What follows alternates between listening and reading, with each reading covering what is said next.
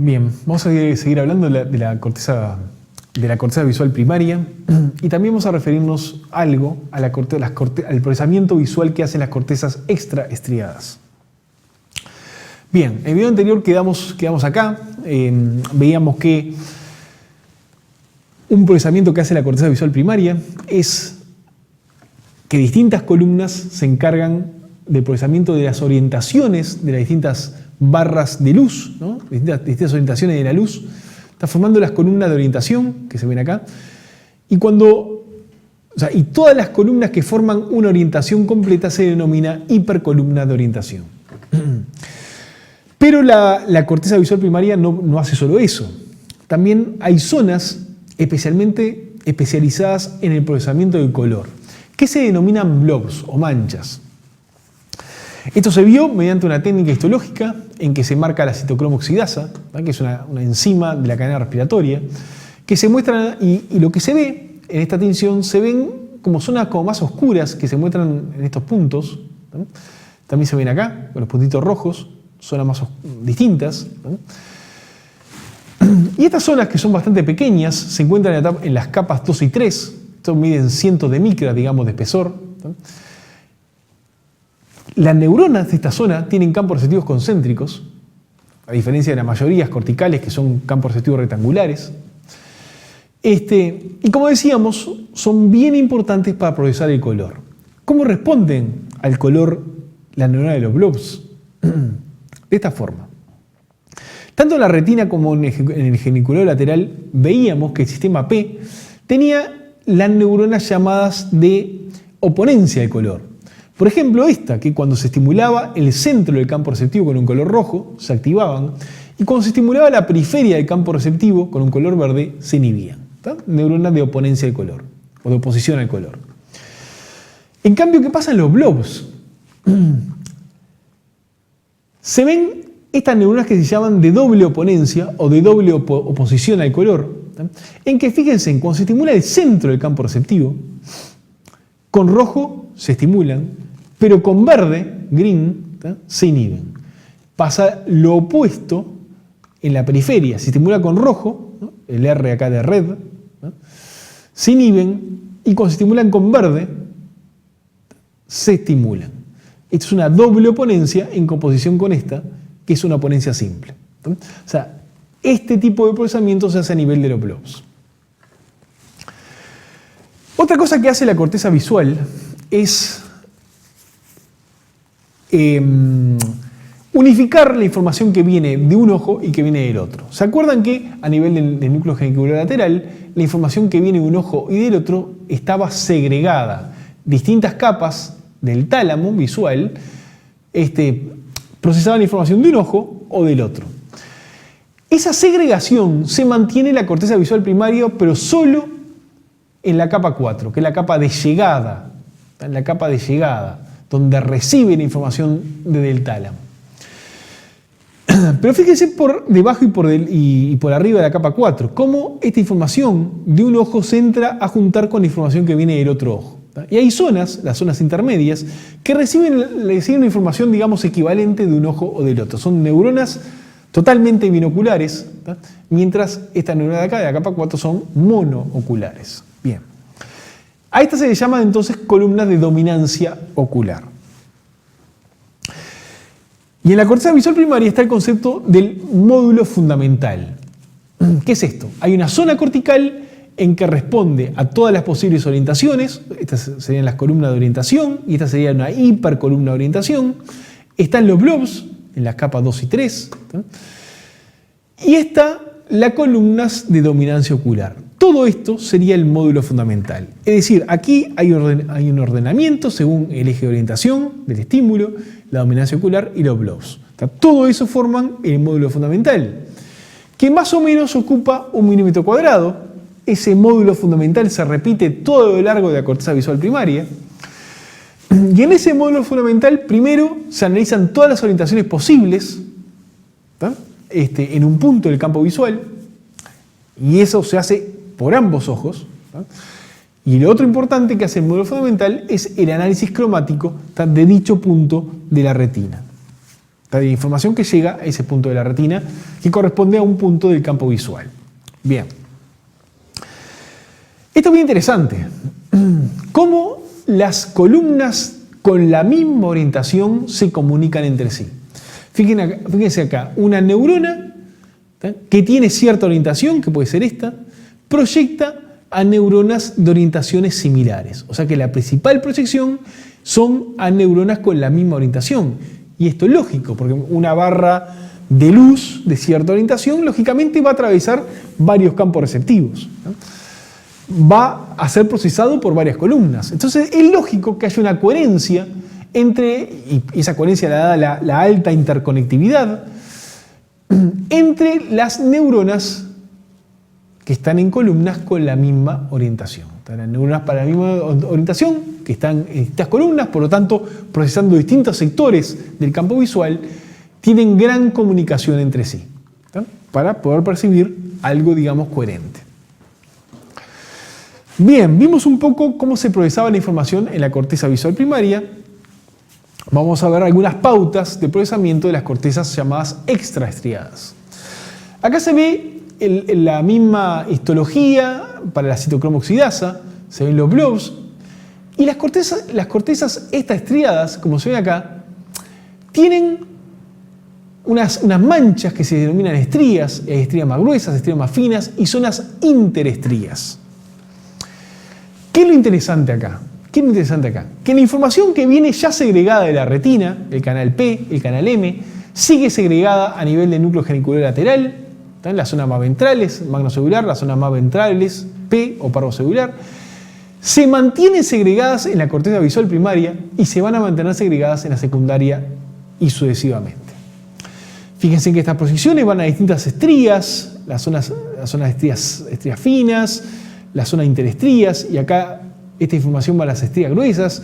No importa demasiado, pero lo que importa sí es que la información se mantiene segregada. El M se proyecta en unos lugares, la información que viene por el canal P en otros lugares.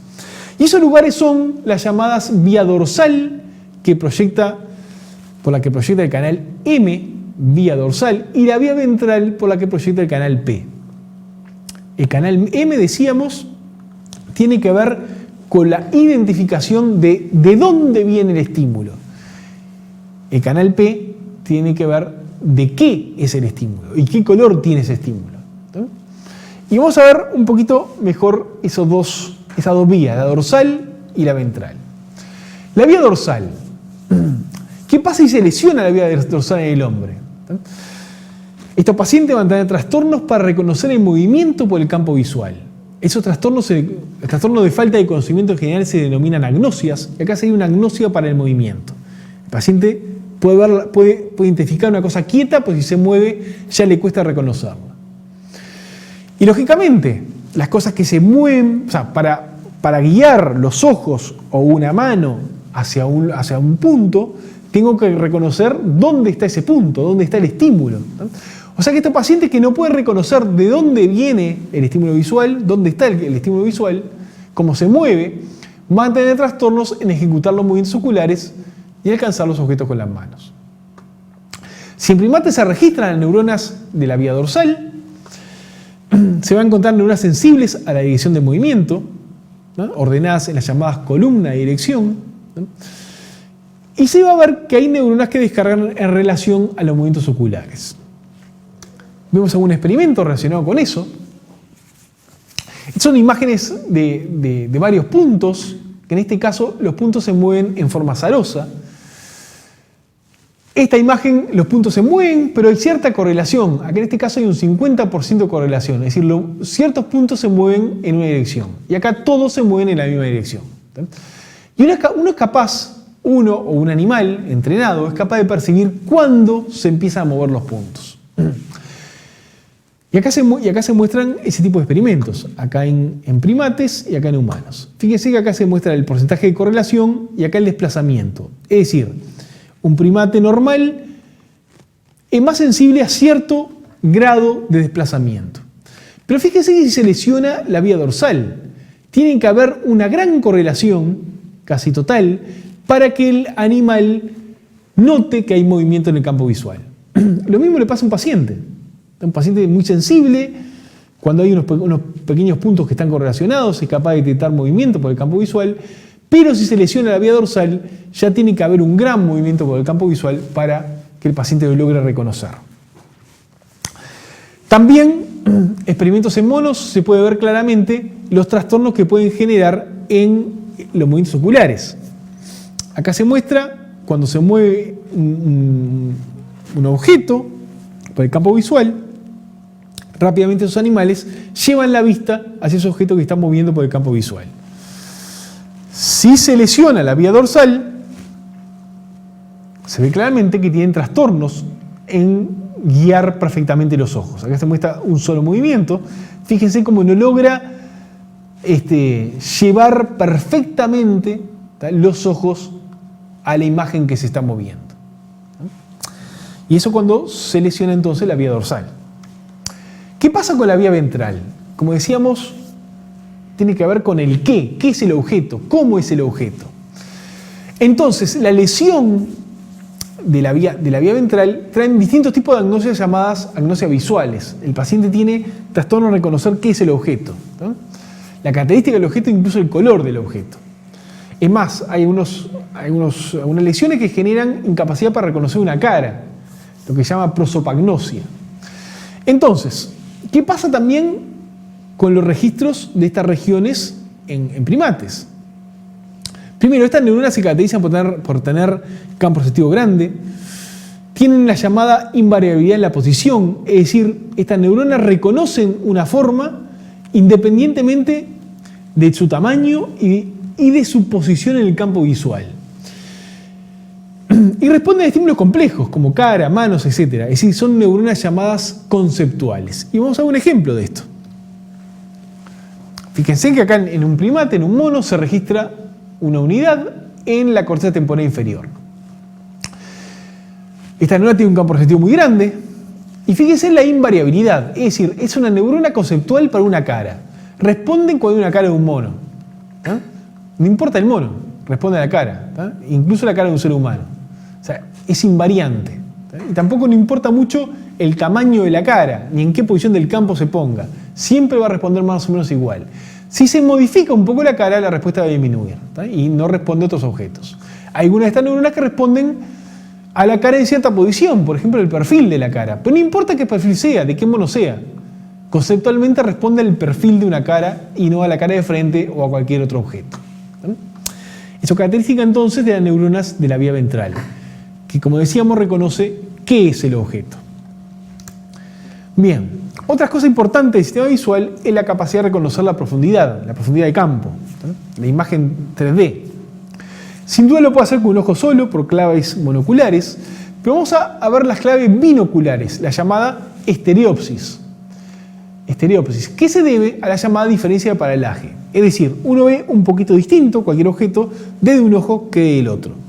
Y hay neuronas especializadas en detectar esa diferencia de paralaje, llamada disparidad retiniana, ¿tá? Que es clave para la estereopsis. Fíjense, cierta imagen, ¿tá? Que llega a la fobia va a ser reconocida, va a estimular la misma región de los dos ojos, en este caso la fobia. Pero sin embargo, esta imagen, que está un poquito por delante, ¿tá? Va a llegar a distintos lugares de los ojos. Está un poquito corrido la retina de uno con la retina del otro.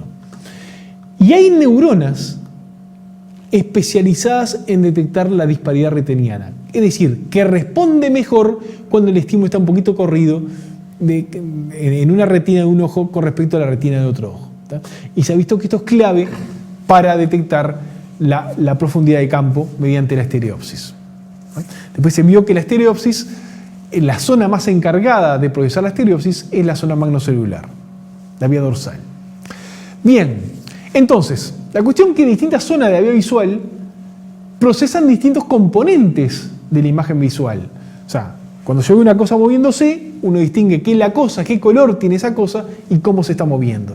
Pero los distintos elementos son procesados por distintas zonas de la corteza visual primaria. Bien, pero uno percibe una imagen integrada. ¿Tá? Entonces, ¿cómo se integra? Y esto se lo conoce en neurociencia cognitiva como el problema de integración, ¿no? Binding problem en inglés, ¿no? No se sabe mucho cómo esto se logra, la integración, pero sí se habla mucho que hay muchas interconexiones interconexiones funcionales entre las distintas áreas que están procesando en ese momento un cierto estímulo. Esa interacción funcional estaría en la base entonces de la integración y de la percepción unificada de lo que uno está viendo. Bien, dejo algunos conceptos para recordar y para repasar.